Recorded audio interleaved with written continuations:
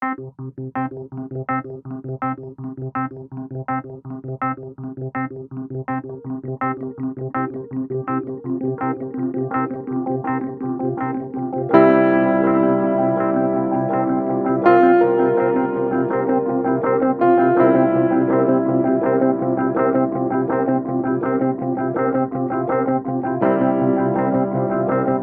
1976, eu me tornei secretário regional da SBPC no Rio de Janeiro.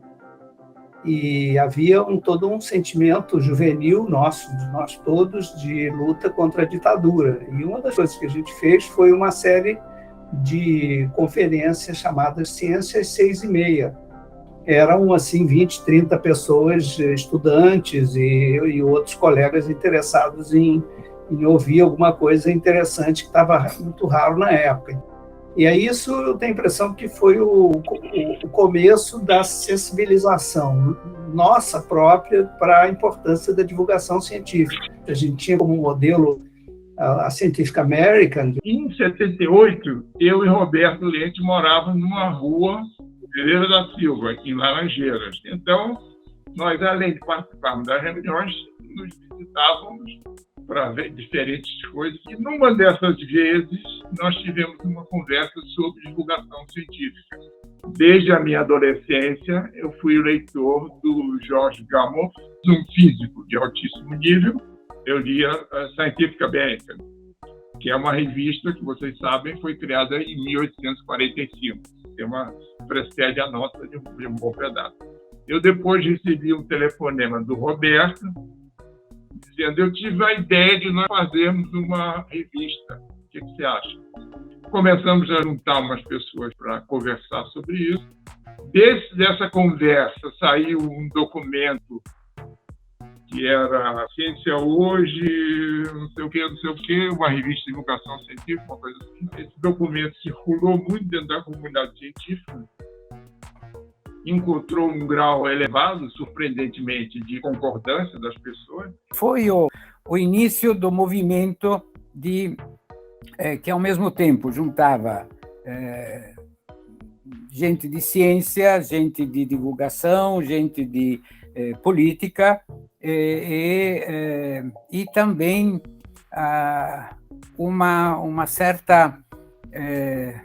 um certo desafio à SBPC de se renovar e participar ativamente desse movimento pela redemocratização. A SBPC era um tanto parada, centrada em São Paulo. Fomos para frente e politizamos a SBPC. Poucos anos depois, em 79, mudamos o estatuto da SBPC para que ela tivesse dimensões nacionais, mas esse movimento foi essencial para criar o clima que justificasse os sacrifícios e os engajamentos e as noites mal dormidas e a participação necessária para criar uma revista e mover montanhas.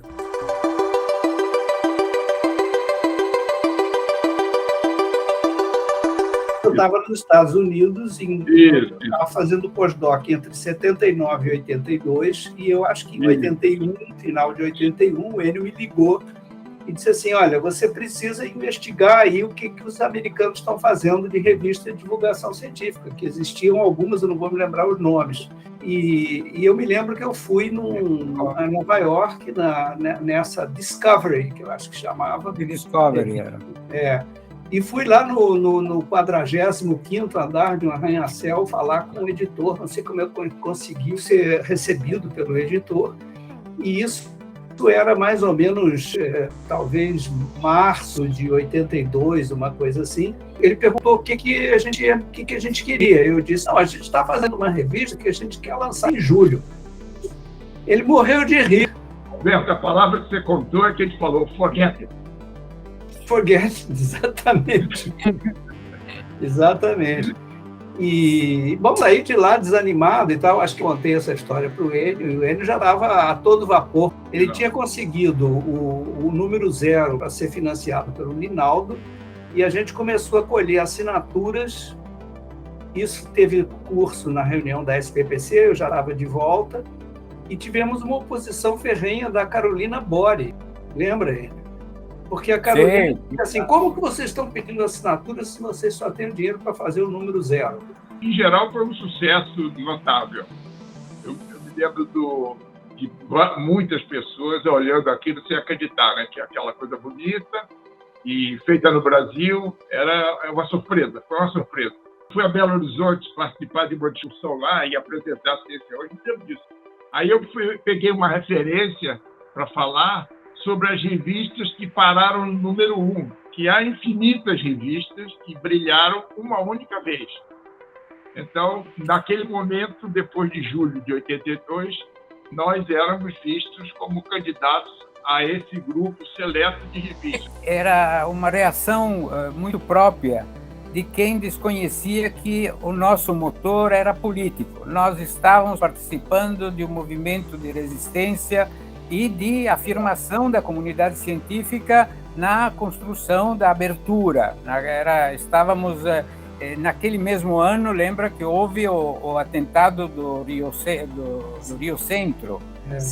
Então, estávamos em um momento muito sensível da política local. E nós achávamos que a comunidade científica poderia e deveria participar com uma certa presença.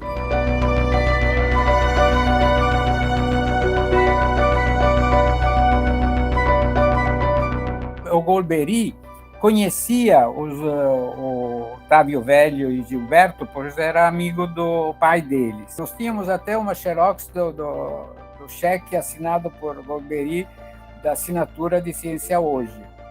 Ou seja, havia contradições, respeitavam o que estávamos fazendo e, obviamente, nos observavam por estar militando em uma abertura mais avançada do que aquela que eles queriam ver realizada.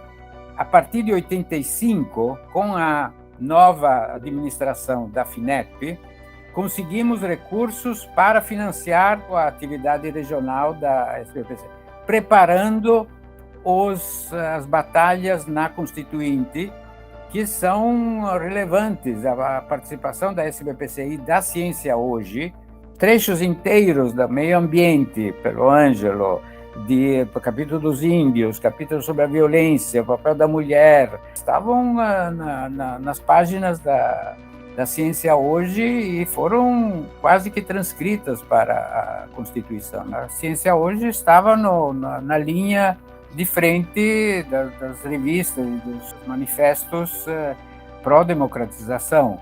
Ela estava bastante engajada e objeto de atenção e de militância. Os números de 84 e 83 são bastante preocupados, engajados no processo que estava ocorrendo.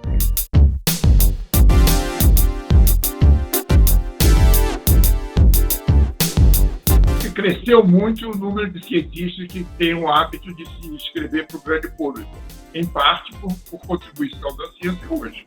A interação com os jornalistas foi vital nisso, né? A gente conseguiu uma mediação, uma intermediação interessante do cientista com o jornalista, né? Então, o cientista escreve duro, escreve técnico, escreve difícil de compreender, e o jornalista que é o contrário.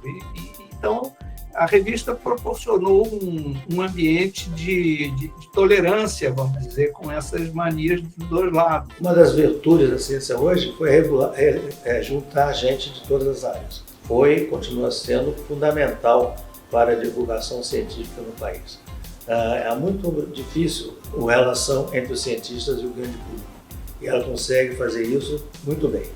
Mas eu acho que Ciência Hoje cumpriu e cumpre até hoje um papel extremamente poderoso nessa questão. Eu ousaria dizer, inclusive, também esse personagem de divulgador científico. Acho que Ciência Hoje teve um papel também importante em formar gente dessa categoria. Depois já apareceram várias outras revistas. Tem as revistas revista da FAPESP, a revista das institucionais, e isso acentuou um pouco a compreensão dos cientistas que eles tinham que se debruçar sobre essa tarefa de divulgar a ciência. O pioneiro foi o José Reis, mas depois vários outros nomes começaram a se dedicar a escrever para a grande imprensa ou para revistas de público amplo, não é?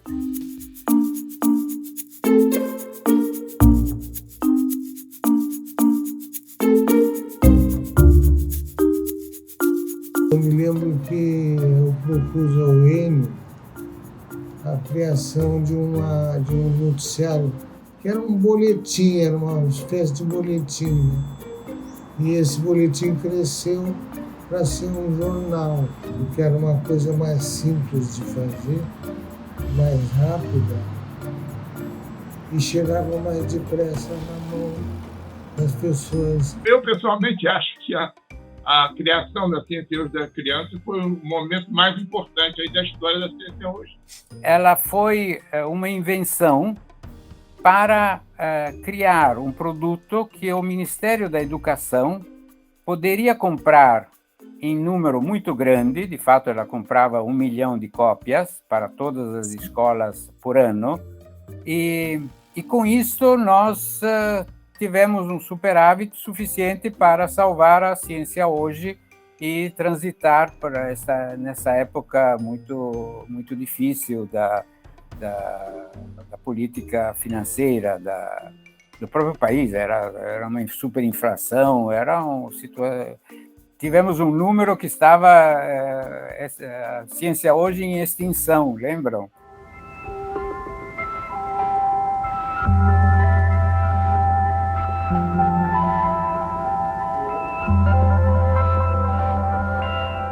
Você sempre se caracterizou por quando a gente entra em crise, a gente tem que pensar num projeto maior ainda para enfrentar a crise.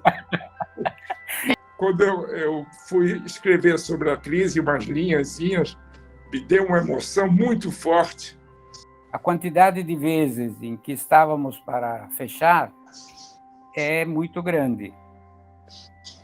Mas, Enio, naquele momento ali, nós demitimos 2/3 do nosso pessoal. Foi um drama. Não vivemos em um ambiente em que se cumprem os acordos, em que se aceitam as assinaturas, em que se valoriza algo extraordinário como aquilo que está sendo feito na ciência hoje ou em outras partes. Ainda bem que a gente tinha 30 anos quando a gente começou. Claro. É verdade.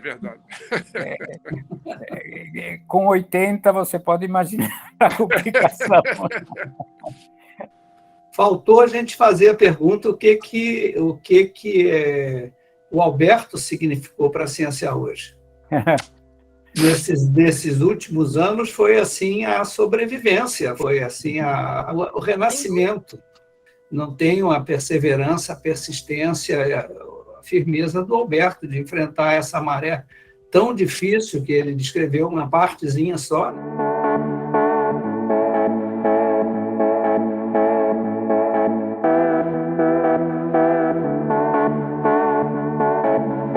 Me realizei muito com a ciência hoje, né? Porque acho que contribuí para juntar pessoas, juntar colegas, o projeto é bonito. E eu acho que tivemos um papel histórico. Ele falou muito disso, não é só em termos de implantação de um projeto de divulgação científica, mas de contribuição com a redemocratização do Brasil depois de uma ditadura de quase 20 anos, né?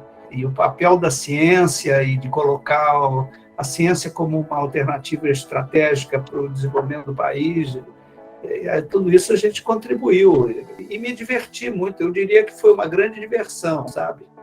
Quando a gente se diverte se sentindo útil, é a melhor coisa do mundo.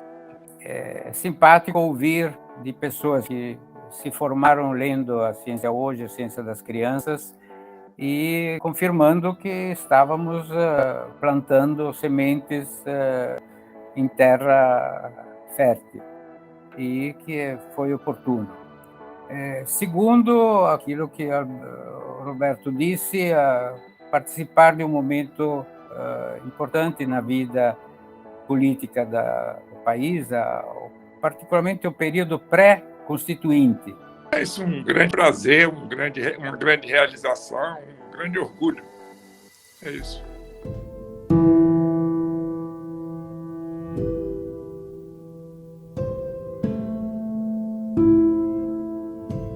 Acompanhou o projeto todo como um protagonista ativo, desde o início. Ele era a ponte entre a geração que nos precedeu, apesar de ele ser não tão velho, tão mais velho do que nós. E sem falar no humor do Darcy, né? Na convivência dele, como era agradável, como era muito agradável. Sem dúvida.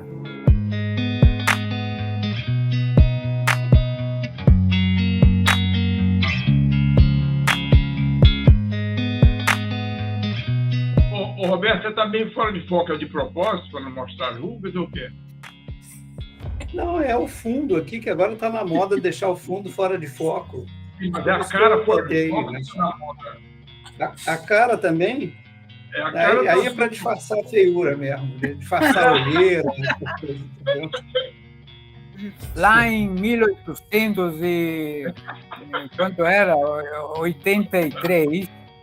nós demos uma entrevista ao Pasquim. Vocês eu de barba lembram? preta, eu me lembro disso.